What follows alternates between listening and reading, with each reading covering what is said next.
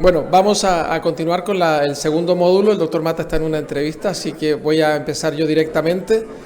¿Me pasan la presentación, por favor? Y voy a hablar de lo que hemos aprendido de la hipercolesterolemia familiar homocigota con los datos del estudio SAFEHEART. Estos son los potenciales conflictos de interés y esta es la agenda que voy a tratar en estos 15 minutos. Bueno, ¿qué es la hipercolesterolemia familiar homocigota? Es una enfermedad rara y grave de hipercolesterolemia familiar. Ustedes saben los 4 genes que producen, especialmente gen del receptor LDL, ApoB, PCSK9 y la autosómica recesiva, son genes implicados en el catabolismo de las lipoproteínas de baja densidad. La hipercolesterolemia es severa y está presente desde el momento del nacimiento y se asocia a un elevado riesgo de morbimortalidad cardiovascular si no hacemos nada antes de los 30 años. Todos hemos tenido o hemos conocido casos de niños que fallecen antes de los 10 años de edad por HF homocigota, por enfermedad cardiovascular aterosclerótica, compromiso de la válvula aórtica, supravalvular aórtica antes de los 30 años. También hemos aprendido que el fenotipo y la expresión fenotípica es variable, eso lo veremos a continuación, y en estos casos severos el tratamiento convencional con estatinas y ezetimiba en general es poco eficaz. Los criterios diagnósticos del último statement europeo: hay que sospecharla en toda persona con colesterol LDL sobre 400 y criterios adicionales, la presencia de santomas cutáneos y o tendinosos antes de los 10 años de edad y por supuesto ambos padres tienen que ser heterocigotos, ¿no?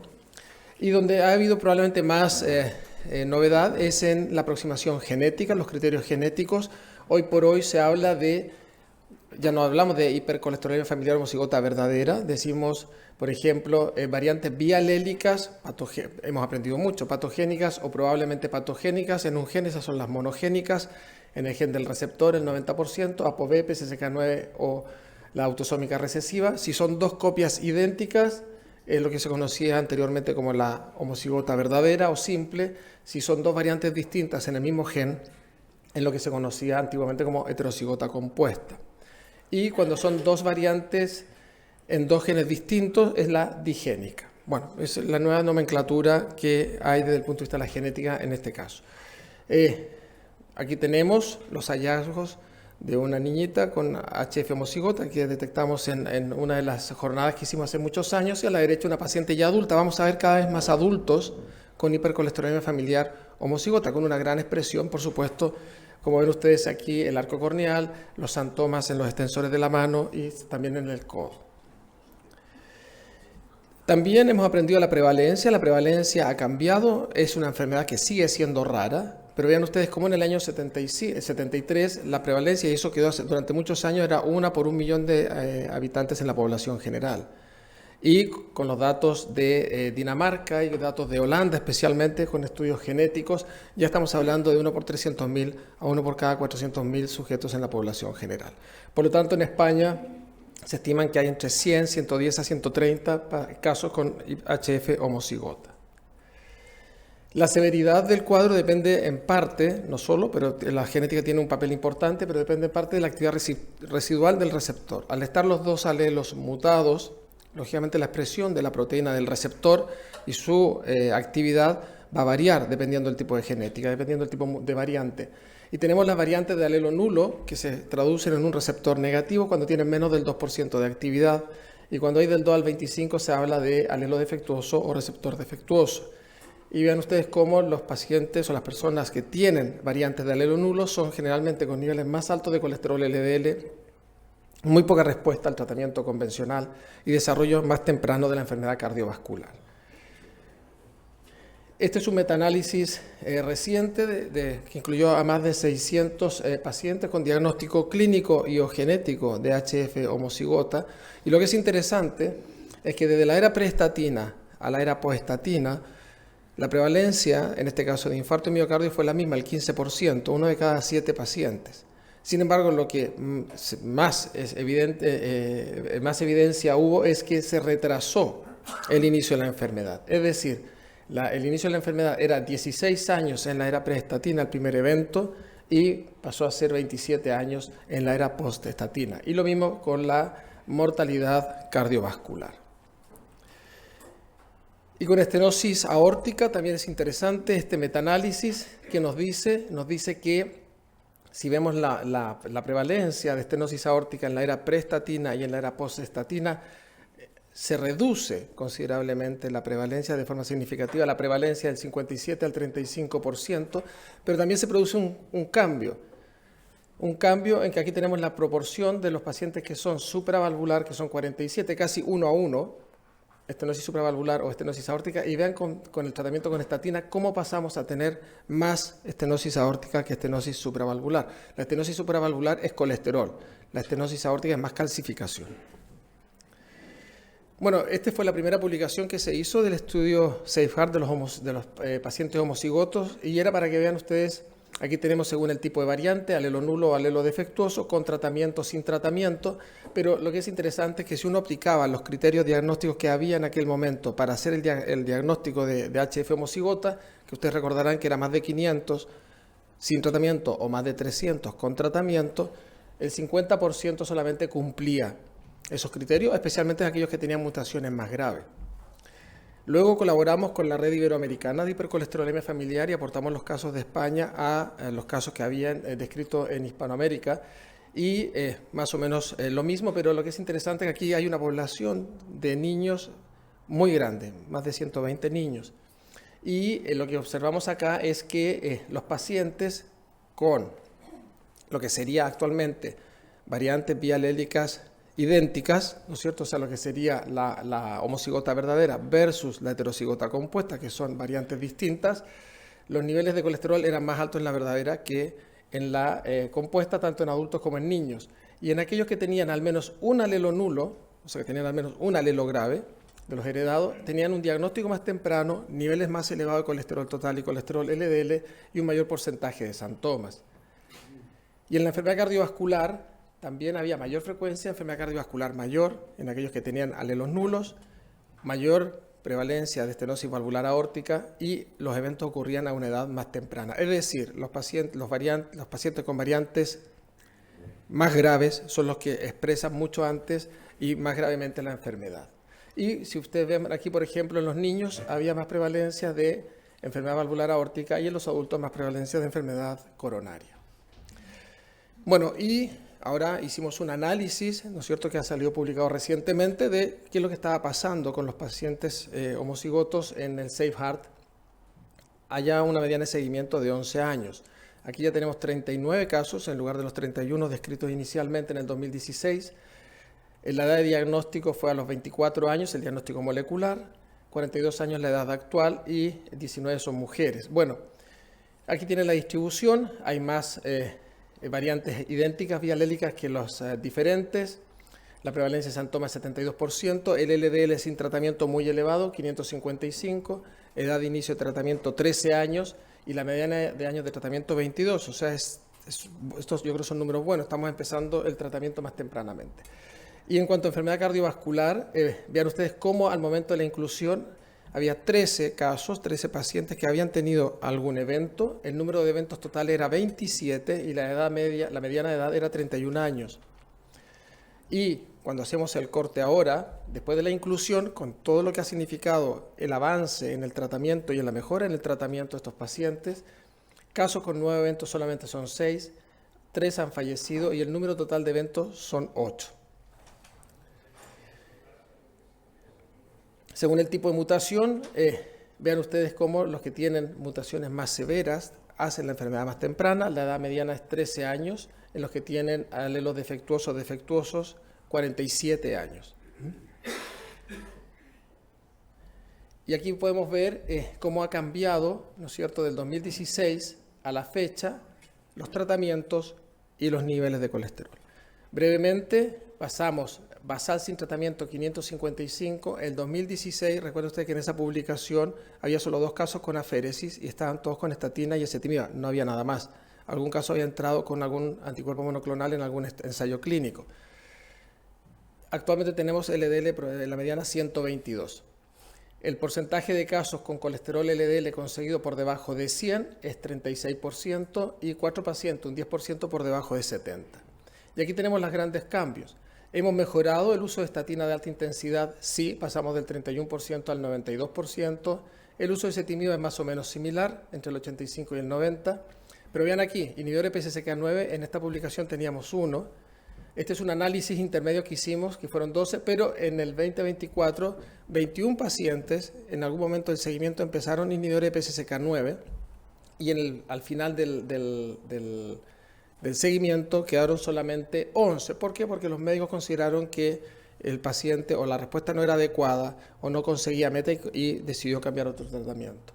Y con lomitapida tenemos un paciente que empezó también aquí en algún estudio, pero que actualmente tenemos 10 pacientes, que es el 26% de la cohorte, tratados con lomitapida. Y aquí tenemos la aféresis. Por lo tanto, hemos hecho un gran cambio, ¿no es cierto?, en el uso de tratamientos más eficaces en estos casos. Y vean ustedes, esto ya lo mostró Pepe antes, pero los pacientes con inhibidores de PCSK9, la mediana de reducción de colesterol porcentual fue del 38%, pero claramente aquellos que tienen alelos defectuosos son los que responden mejor. Y con lomitapida, la mediana de reducción fue del 60% en colesterol LDL. Por lo tanto, esto fue independiente, como ven ustedes, del tipo de mutación. No así con los inhibidores de PCSK9. Por lo tanto, cuando tenemos fármacos que son eficaces, y que son de alto costo y tenemos que utilizarlos, tenemos que ver muy bien qué paciente se va a beneficiar más con este tipo de tratamiento.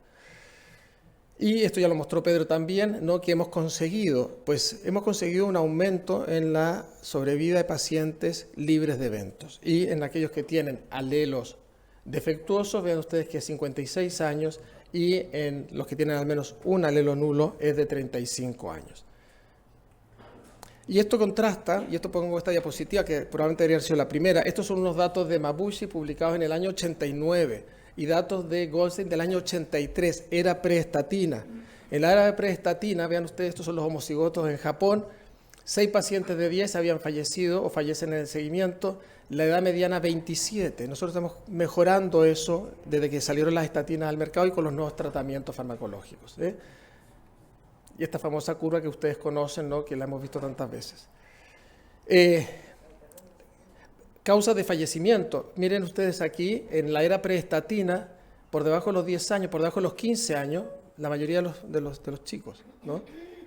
Y este caso de aquí falleció a los 4 años de haber iniciado el tratamiento con estatina, o sea, era muy reciente.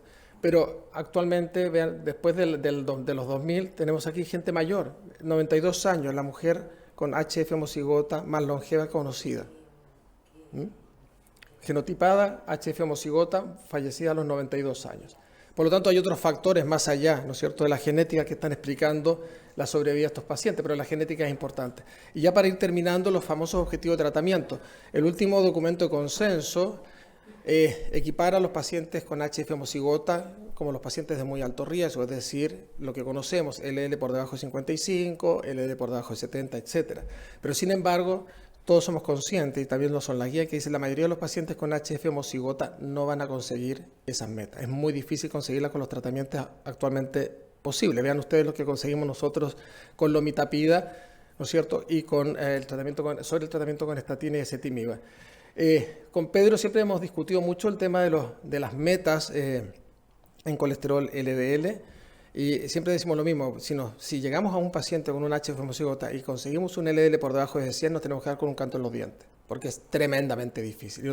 Y entonces, si nos ponemos una meta mucho más ambiciosa que no va a ser posible de cumplir, vamos a tener frustración tanto del paciente como del médico. Lo importante es tratar con las herramientas disponibles, que las hay, ¿no es cierto?, y conseguir lo que podamos conseguir en reducción de colesterol LDL, lo más bajo mejor.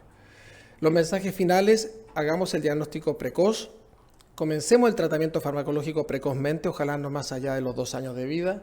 El SafeHeart ha permitido demostrar la evolución de los pacientes con HF homocigota, mejorando la supervivencia libre de eventos y retrasando la edad de inicio del evento clínico.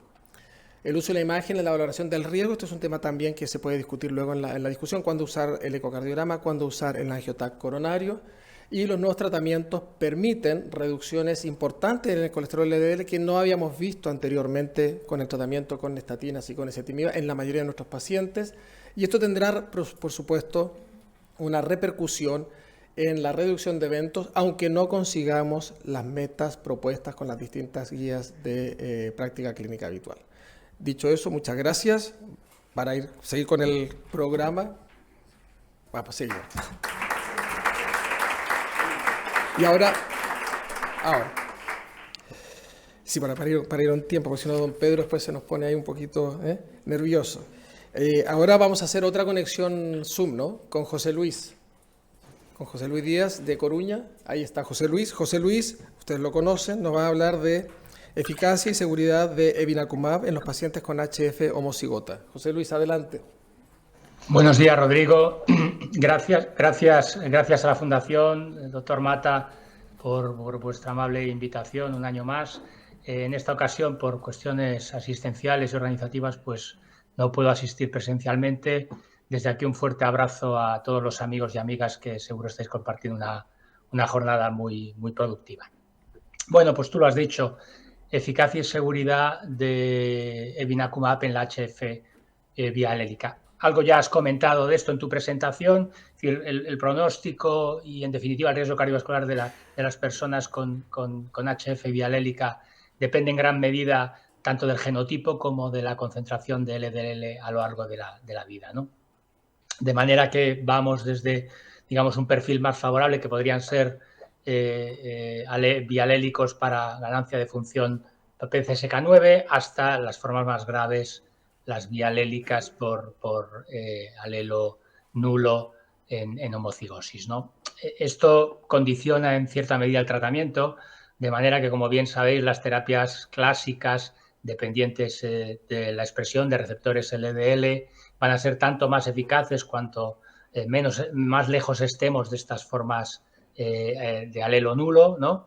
Y que en este sentido, en las formas más graves, pues vamos a precisar, por no ser tan eficaces las terapias dependientes de receptor LDL, de expresividad y por tanto de funcionalismo de receptor LDL, vamos a precisar, repito, en este grupo de pacientes más graves, terapias no dependientes de ese funcionalismo, de esa actividad residual de receptor LDL, ¿no?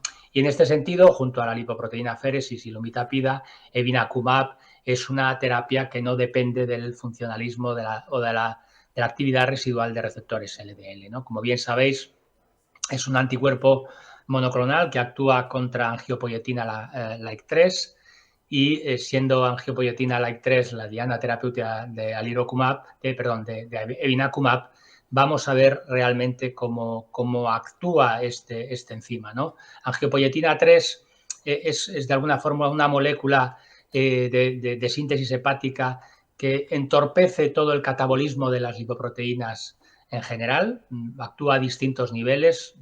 Uno de los puntos más relevantes es inhibiendo el catabolismo de las lipoproteínas ricas en triglicéridos, es decir, inhibe lipoproteína lipasa. Por otro lado, es que también inhibe lipasa endotelial y, por lo tanto, la transformación, la deslipidación de partículas de HDL. En otro sentido, es capaz de bloquear la captación hepática tanto de lipoproteínas ricas en triglicéridos a través de un mecanismo independiente del receptor LDL como de las propias partículas ricas en triglicéridos o LDL dependientes del propio receptor de las LDL. Y por último, angiopoietina 3 favorece, es un precursor de la síntesis hepática de VLDL. De manera que la actividad de angiopoietina like 3 provoca de alguna forma hipertrigliceridemia, aumento de colesterol HDL y aumento de colesterol LDL, ¿no? Modelos naturales de inhibición de angiopoietina like 3 se han relacionado, es lo que se conoce como la hipolipemia familiar combinada, y se han relacionado con bajo riesgo cardiovascular, ¿no? Y esta afirmación ha sido planteada desde distintas hipótesis de investigación, tanto a través de estudios de randomización mendeliana, estudios de asociación génica en humanos y también en animales, o incluso estudios de casos y controles con pacientes que han padecido un evento coronario midiendo niveles plasmáticos de angiopoietina 3. En todos los casos, los resultados orientan a que la hipolipemia familiar combinada, es decir, la inhibición de angiopoietina like 3, se relaciona con un bajo riesgo cardiovascular y, por lo tanto, se convirtió en una diana terapéutica atractiva, y desde esa perspectiva evinacumab es el primer fármaco efectivo contra angiopoietina like 3. Al inhibir esta proteína endógena. Evinacumab actúa a los distintos niveles que he comentado con anterioridad y en ese sentido, como resultado, provoca descenso de los triglicéridos plasmáticos, descenso del colesterol vehiculizado por lipoproteínas de alta densidad y descenso del colesterol vehiculizado por lipoproteínas de baja densidad. Evinacumab ha sido estudiado en un programa de desarrollo clínico que incluye estudios en ensayos en fase 1 a 3 y de todos ellos llamo la atención en 2 ensayos realizados específicamente para población con hipercolesterolemia familiar homocigota y hipercolesterolemia familiar bialélica, como decía el doctor Alonso. Un estudio en fase 2 que comentaremos y un estudio en fase 3 que vamos a comentar a continuación, ¿no? El estudio en fase 2, que de alguna forma es un estudio para búsqueda de dosis, no tanto utilizando dosis distintas en distintos pacientes, sino utilizando el mismo esquema de dosificación en cada uno de los pacientes y realizando distintas determinaciones de LDL colesterol a lo largo del estudio en 9 adultos homocigotos y en donde se considera como endpoint primario, como la eficacia hipolipemiante de descenso de colesterol LDL en la 4ª semana del estudio. Como veis aquí, el esquema de dosificación para todos los pacientes fue una dosis inicial subcutánea de 250 miligramos en el primer día de estudio, seguido de una dosis que luego va a ser la dosis estándar de dosificación a lo largo del programa de desarrollo clínico y también en práctica clínica de 15 miligramos por kilo de peso endovenosos. Eso se realizó en el día 15 de estudio y a partir de ahí 450 miligramos subcutáneos cada 4 semanas, empezando en el día 85. De manera que, de alguna forma, la valoración del LDL colesterol en la 4ª semana del estudio testaba fundamentalmente el efecto de evinacumab a la dosis de 15 miligramos por kilo de peso endovenoso y, digamos, a mitad del intervalo de dosificación, dado que a día de hoy sabemos que se dosifica cada 4 semanas, ¿no? Pues bien, ¿cuáles fueron los resultados? Bueno, pues para personas con HF homocigota y con tratamiento estándar, estatinas, ezetimibe, algunos casos con shurportocaba, bueno, pues como podéis ver aquí, una reducción a las 4 semanas de inicio del estudio en torno al 50%, un 49% del colesterol LDL, partiendo de LDLs de medio de 376 miligramos dicilitro, ¿no? Interesante que de los 9 pacientes incluidos, 3 pacientes presentaban al menos un alelo nulo, 2 de ellos eran bialélicos nulos, es decir, homocigotos verdaderos en la denominación antigua, ¿no? A pesar de lo cual, la media reducción colesterol LDL, incluso en ese grupo, excepto en uno de ellos, superó el 40%, la media del estudio en torno al 50% de reducción de LDL.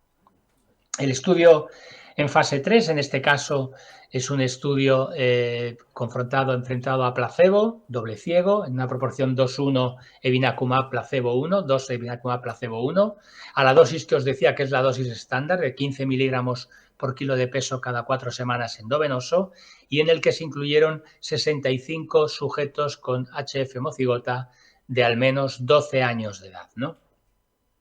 Bien, es un estudio para eficacia y seguridad, por lo tanto, un estudio en fase 3 y como podéis comprobar ahí, a las 12 semanas, que era el endpoint primario para eficacia, a las 12 semanas de inicio del estudio, se obtuvo una reducción del colesterol LDL del 49%, nuevamente esa cifra en torno al 50% de reducción de LDL colesterol frente a placebo y nuevamente relevante, importante, y esa reducción fue independiente de la actividad residual de receptores, es decir, fue en la misma, de alguna forma, igual de eficaz para sujetos con formas bialélicas para alelo nulo como sujetos que no presentaban alelos nulos y, por lo tanto, con mayor actividad residual de LDL receptor. Bien, Desde un punto de vista de la seguridad, no hubo los eventos adversos fueron muy similares, la frecuencia de eventos adversos fue muy similar con evinacumab que con placebo. Si acaso destacar una proporción numérica mayor de síntomas, digamos, parecidos a la gripe, síntomas gripales en los pacientes que fueron tratados con evinacumab, ¿no? El resto de los efectos adversos fue igual o inferior en la rama en el grupo de pacientes tratados con evinacumab. Comentar que se publicó posteriormente que dos de estos pacientes, precisamente dos homocigotos verdaderos de la denominación antigua paralelo nulo, es decir, sin actividad residual, homocigotos sin actividad residual de receptor LDL, en dos de ellos se hizo una especie de subestudio, de subanálisis, partiendo de un angiotac coronario basal y otro a los 6 meses, ¿no? Y los resultados son francamente esperanzadores por cuanto hubo una reducción del volumen de placa de ateroma de un 76 y un 85% en estos dos pacientes respecto a la fase basal.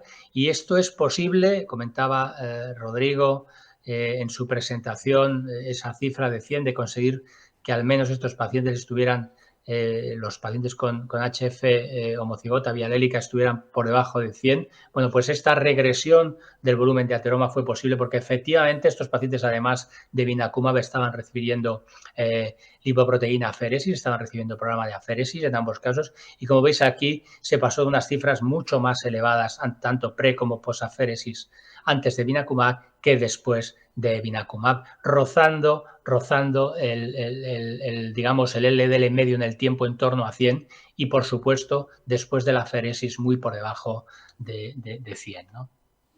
Por lo tanto, una esperanza a que esa reducción, por primera vez en pacientes con hipercolesterolemia familiar homocigota, esa reducción de LDL colesterol se traduce en esa regresión de placa. Ya tenemos esos estudios observacionales que nos dicen que las cohortes más contemporáneas, desde que disponemos de estatinas, pues su mortalidad, como decía el doctor Alonso, pues ha disminuido progresivamente en el tiempo, pero es verdad que todavía para las formas graves, estas formas de alelo nulo, pues todavía esas terapias dependientes de receptor LDL no eran realmente eficaces, ¿no? Y aquí se demuestra esa eficacia añadida.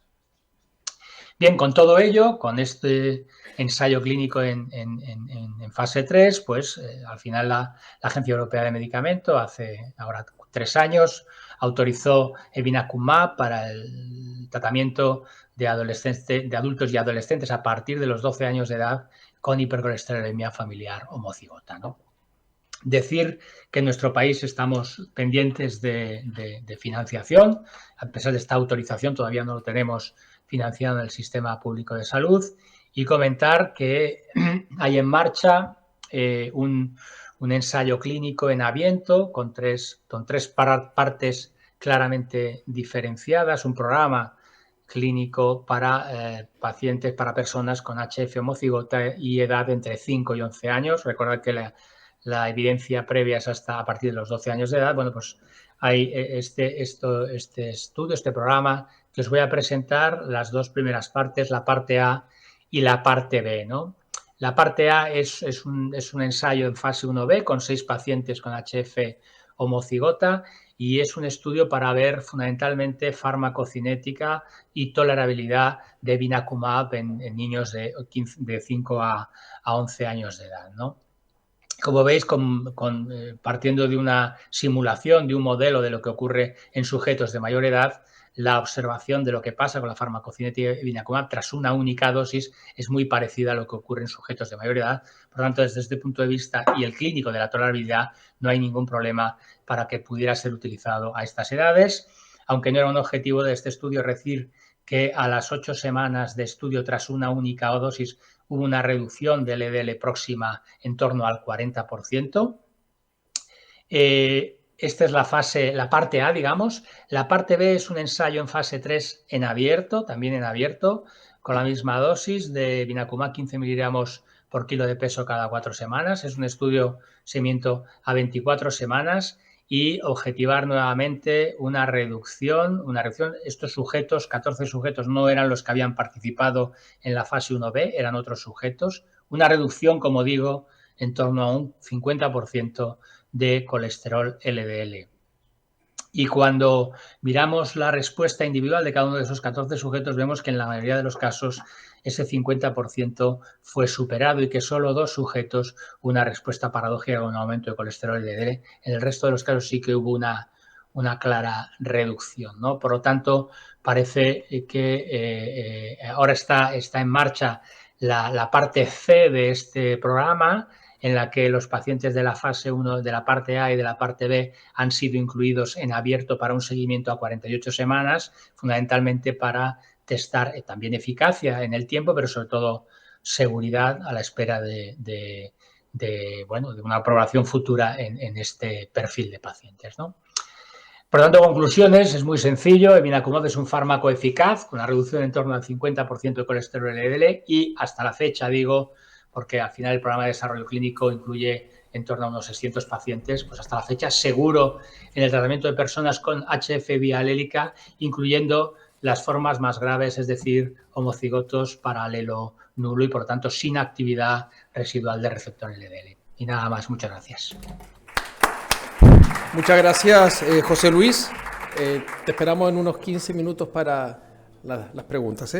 A continuación, vamos a dar paso al doctor Sergio Martínez Hervás del Hospital Clínico Universitario de Valencia, INCLIVA, que nos va a hablar de eficacia y tolerabilidad de lomitapida en la HF homocigota. Pase.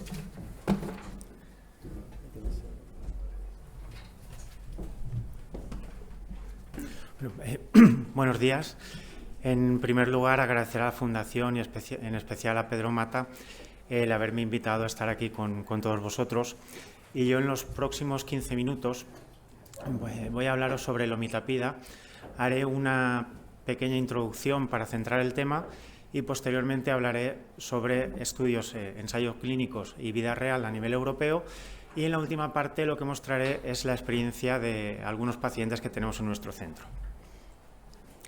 Como ya se ha comentado, la hipercolesterolemia familiar homocigota es una enfermedad rara, pero desgraciadamente es potencialmente mortal si no se tratan, puede ser esta mortalidad en los primeros años de la vida. Con la terapia que podríamos llamar convencional, aumenta la supervivencia, pero a pesar de eso se pierden entre 30 y 50 años respecto a personas que no tienen esta entidad. Como ven aquí, hay múltiples fármacos que podemos utilizar para el tratamiento de la dislipemia y si los utilizamos de forma combinada podemos incluso llegar a reducir los niveles de LDL hasta un 80% en este tipo de pacientes. El problema que ocurre es que la terapia convencional, estatinas, inhibidores de PCSK9, actúan por la vía del receptor de LDL. Estos pacientes, como ya se ha comentado anteriormente, si tienen un receptor nulo, la respuesta que va a haber estos fármacos va a ser mínima. Si es defectuoso, habrá respuesta, pero también estará reducida. Por tanto, tienen especial interés, añadidos obviamente también estos fármacos, los que tenemos aquí. En Europa tenemos lomitapida y tenemos evinacumab, del que se acaba de hablar. Como actúan por una vía independiente, consiguen reducciones considerables de colesterol LDL. Además, en el último consenso de la Sociedad Europea de Arteriosclerosis ya se recoge que después de estatinas, ezetimibe, inhibidores de PCSK9, se debe iniciar, si está disponible uno de estos fármacos, y si no, aféresis o incluso combinados.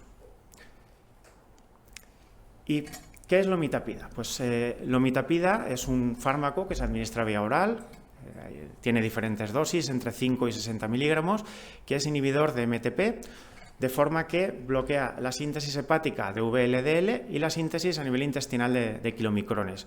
Esto conduce a la reducción de los niveles de LDL. Es un fármaco que en los ensayos clínicos ha demostrado que es eficaz en los pacientes con hipercolesterolemia familiar homocigota. En este ensayo clínico, que tenía una fase inicial de 26 semanas de eficacia y una fase posterior de seguridad, como vemos aquí, hay una reducción media de colesterol LDL en torno al 50% y, como ven aquí, esta reducción es dosis dependiente, de forma que hay algunos, a medida que aumenta la dosis, aumenta la eficacia del fármaco, y también, como ven aquí, hay casos incluso en el que baja hasta un 90% las cifras de LDL. Uno de los aspectos a tener en cuenta, no solo en este fármaco, sino en todos, pero en especial también en este fármaco, es los posibles efectos secundarios. Tanto en el ensayo clínico como luego veremos en un estudio de vida real, los principales efectos secundarios que presentan estos pacientes están en el ámbito gastrointestinal. Un porcentaje considerable, pueden presentar náuseas, vómitos, dolor abdominal, diarrea. Muchas veces está relacionado con no realizar una dieta pobre en grasas, que se les debe recomendar a todos los pacientes con dislipemia, pero en este caso especialmente porque el mecanismo del fármaco es introducir lo que es la grasa a nivel hepático. Respecto a una cosa que puede plantear inquietud y que hay que evaluar periódicamente es la afectación hepática. Como ven aquí, las transaminasas se mantienen más o menos estables a lo largo del tiempo.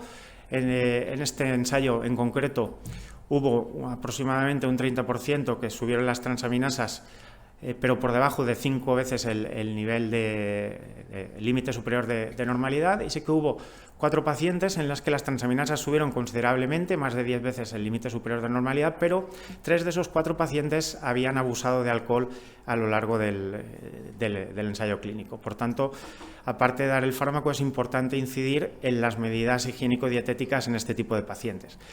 Respecto al porcentaje de grasa hepática, en estos pacientes, debido al mecanismo del fármaco, aumenta ese porcentaje cuando realizamos pruebas de imagen, pero como ven aquí, ese aumento es mínimo en la mayoría de casos.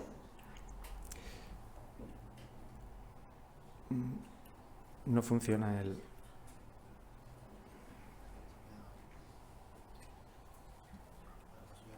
Sí, lo siento. ¿Y qué tenemos a nivel de vida real? Pues a nivel de vida real tenemos este estudio del Grupo Europeo de Estudio de Hipercolesterolemia Familiar Homocigota con lomitapida, en el que se incluyeron 75 pacientes. Como ven ahí, hay 2 pacientes de España, que son los 2 pacientes que les presentaré yo al final de la presentación. Siguiente, por favor. No. Durante el seguimiento hubo una reducción media de las cifras de LDL de en torno al 60%, con una dosis media de 20 miligramos de lomitapida al día. Y hubo un 30% de pacientes que consiguieron una LDL por debajo de 100 y un 20% que consiguieron una LDL por debajo de 70. Además, casi un 40% de los pacientes, gracias al tratamiento, pudieron abandonar el tratamiento con aféresis. Y como ven aquí, la reducción, como no podía ser de otra manera, debido al mecanismo de acción, no depende del tipo de mutación que presenta el paciente. Es decir, sirve para cualquier tipo de paciente homocigoto. Siguiente, por favor. Respecto a los efectos adversos, observamos lo mismo que se vio en los ensayos clínicos, que los principales son a nivel gastrointestinal, la presencia de náuseas, diarrea, dolor abdominal. Y respecto a las transaminasas, es cierto que hubo ascenso de transaminasas en algunos pacientes, pero en la mayor parte de casos fueron leves. Respecto a los cambios en la grasa hepática, sí que hay diferencias significativas en cuanto al porcentaje de pacientes que tienen una cantidad moderada de grasa a nivel hepático antes y después del tratamiento, pero los estudios que evalúan la elasticidad no hubo diferencias significativas. Siguiente, por favor. Y ahora les presentaré nuestra experiencia, siguiente por favor, en nuestro centro. En nuestro centro tenemos 6 homocigotos confirmados y en este momento hay 2 que estamos pendientes de filiar si realmente son homocigotos o no son homocigotos. El primero de ellos, todos están o han estado en aféresis excepto esta paciente. Este paciente, al llegar los inhibidores de PCSK9, pudo salir de la aféresis. Esta paciente es una forma recesiva, es un caso un poco extraño. La paciente se ha negado a aféresis, se ha negado a otro tipo de tratamientos, está con estatinas y con ezetimibe, no tiene respuesta a los inhibidores de PCSK9 y tiene, como ven ahí, 65 años y está en prevención primaria, y no solo eso, tiene un angiotac en el que a nivel coronario no hay placas de ateroma, a pesar de que vive desde que era pequeña con una LDL media de en torno a 400. Este paciente de aquí es un bialélico monogénico que está en este momento con tratamiento con lomipatida. Estamos en la fase de ajuste de dosis. Estos dos de aquí son dos hermanos, que son los que les presentaré, y este de aquí es otro homocigoto que en este momento está en aféresis, porque en nuestro centro, para poder iniciar un tratamiento específico, debemos agotar, entre comillas, las opciones terapéuticas previas. Estos dos pacientes que les voy a presentar son probablemente de los pacientes con más tiempo en tratamiento con lomipatida. Este de aquí lleva desde febrero del 2015, es decir, lleva más de 9 años en tratamiento con lomipatida. Actualmente tiene 52 años, fueron diagnosticados tanto él como el hermano, él cuando tenía 6 años, el hermano cuando tenía 8, por la presencia de xantomas. Cuando acudieron al médico se les hizo un análisis y lo que vieron que tenía una LDL por encima de 800. Tiene la misma mutación en el receptor de LDL, es una mutación nula. No fuma y, como ven, está en prevención secundaria. Ha tenido varios episodios de Angor, un triple bypass, también una endarterectomía carotidia, y fue recibido en nuestro centro. Nos lo remitieron para valorar otras posibilidades terapéuticas en el año 2011, con un análisis fuera de objetivo. Estaba en prevención secundaria y estaba en tratamiento con lo que había en aquel momento, que era atorvastatina 80 miligramos y ezetimibe. En este paciente pusimos rosuvastatina a dosis de 40 miligramos y lo que hicimos fue iniciar el tratamiento con aféresis. Siguiente, por favor. Iniciamos en este momento. Como ven aquí, este paciente estuvo en aféresis durante aproximadamente 5 años y la LDL interaféresis estaba en 152. A finales de 2014 tenemos la posibilidad y condiciones favorables a nivel de la Consellería de Sanidad de poder utilizar el fármaco, entonces nos decidimos a probarlo. Siguiente, por favor. Y comenzamos en febrero de 2015. Como ven aquí, comienza a reducirse de forma progresiva, mantiene en ese momento la aféresis, hay una reducción progresiva, siguiente, por favor, de la LDL. Aumentamos a dosis de 15, siguiente, a dosis de 20, aumentamos a dosis de 30 y en ese momento nos planteamos, inicialmente reducimos la frecuencia de la aféresis y posteriormente la retiramos. Si fuera ahora, en aquel momento no teníamos experiencia, no habríamos tardado tanto tiempo en escalar las dosis. Posteriormente la aféresis se retira aquí y, como ven, mantiene cifras más o menos estables, en torno entre 50 y 70 miligramos de decilitro de LDL, es decir, se ha reducido más de un 70% las cifras de LDL, pasando durante la aféresis de una LDL interaféresis de 152 a 72 y posteriormente, tras la retirada, persisten cifras muy bajas. Siguiente, por favor.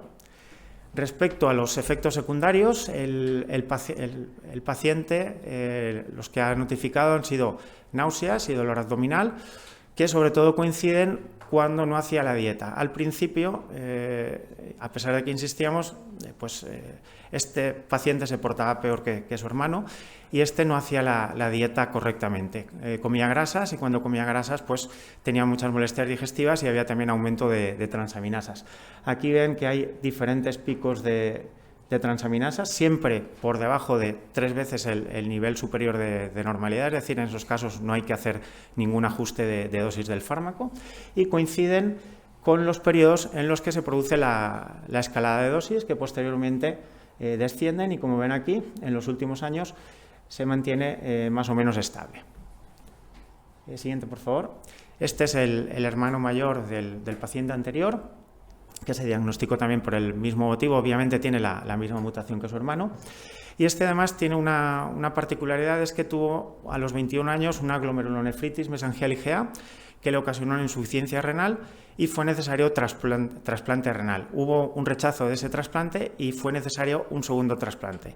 ¿Por qué digo esto? Lo digo por las posibles interacciones, que es otro motivo de preocupación con los diferentes fármacos. Al igual que su hermano, está en prevención secundaria, tiene un triple bypass, se ha hecho también endarterectomía carotidia y además este paciente tiene también un aneurisma de aorta abdominal que está de momento conducta expectante, pero se está planteando quizás la intervención quirúrgica. Fue remitido junto con su hermano a nuestro centro también con la medicación que había en aquel momento, que era la dosis máxima de atorvastatina con ezetimibe. Siguiente, por favor. Este paciente inició la aféresis, bueno, no se verán las cifras desde ahí, pero desgraciadamente no pudo comenzar la aféresis cuando el hermano. Y no pudo porque en aquel momento solo había 2 centros en España donde hacíamos aféresis y nosotros recibíamos pacientes de otras comunidades, incluso de Mallorca venía un paciente a hacerse la aféresis. Entonces tuvimos que decidir cuál de los dos entraba a aféresis. Como el otro hermano estaba peor y tenía niveles más elevados, pues se introdujo al otro hermano. Posteriormente, con la llegada de los inhibidores de PCSK9, pues salieron otros pacientes de la aféresis y ya pudimos introducirlo. Este en total ha estado unos 3 años en aféresis. Siguiente, por favor. Comenzamos aquí. Tenía una LDL interaféresis de 128. Siguiente, por favor. Y comenzamos el tratamiento con 5 miligramos de lomitapida. La tolerancia fue buena. Siguiente. Pasamos a dosis de 10 miligramos. Con aféresis y 10 miligramos, fíjense, tenía una LDL interaféresis de 25. La caída es espectacular. Retiramos la aféresis, siguiente, y como ven, los niveles de LDL se mantienen entre 30 y 60 en tratamiento con atorvastatina, 80 miligramos, ezetimibe y lomitapida, 10 miligramos. Siguiente. Sí, siguiente. Respecto a los efectos secundarios, nos ha comentado también alguna vez molestias digestivas, pero menos que el hermano. En este paciente prácticamente no ha habido ningún tipo de efecto secundario. Y respecto a las transaminasas, como ven aquí, hay aquí un pico en GOT y GPT que coincide con la escalada de dosis, pero posteriormente se mantienen, al igual que en el caso del hermano, siempre dentro de unos límites razonables y no han ocasionado ningún tipo de problema. En este paciente les comentaba la peculiaridad de las posibles interacciones. Obviamente, pacientes en prevención secundaria son polimedicados, pero en este caso además teníamos la situación del trasplante renal. Una de las cosas que hay que tener precaución es que los inhibidores del CYP3A4 pueden incrementar la exposición a lomitapida. Los moderados y fuertes están contraindicados, pero los débiles como atorvastatina y amlodipino se deben utilizar con precaución. ¿Por qué no le pusimos rosuvastatina a este paciente? Porque las dosis altas de rosuvastatina se han asociado en algunos casos con problemas a nivel de deterioro renal y es un paciente que está 2 veces trasplantado con un filtrado en torno a 50. Por eso le mantuvimos la atorvastatina. Y llevaba amlodipino, no se sustituyó por un IECA o un ARA2 porque es un paciente que además de ese trasplante tiene una estenosis de la arteria renal y el nefrólogo no quería que utilizáramos ese tipo de fármacos. Además estaba en tratamiento con tacrolimus, que es un sustrato de la glicoproteína P, que lo que dice la ficha técnica, lomitapida, es que se debe considerar la reducción de fármacos de este tipo porque podría haber un posible incremento de la absorción con lomitapida. Como ya os comento, no hemos tenido ningún tipo de problema ni interacción con fármacos. Ya para finalizar, pues decir que, como todos saben, los pacientes con hipercolesterolemia familiar homocigota tienen una reducción de la supervivencia de forma considerable si no se tratan de forma precoz y de forma adecuada. Debido a las mutaciones que tienen, debemos recurrir muchas veces a terapias específicas, no habituales, como pueden ser evinacumab o lomitapida. Es decir, que en el caso concreto de tanto una como otra actúan por la vía diferente a la del receptor de LDL, y que estos fármacos permiten reducciones entre un 40 y un 70% de los niveles de LDL Y una cosa importante también, que es lo que los pacientes se quejan, es capaz de reducir o eliminar la aféresis, que es lo que realmente dificulta la calidad de vida de los pacientes. Es decir que tanto a nivel de los ensayos clínicos como en vida real como en nuestra propia experiencia son fármacos seguros y no hemos tenido ningún tipo de problema ni efecto secundario. Muchas gracias.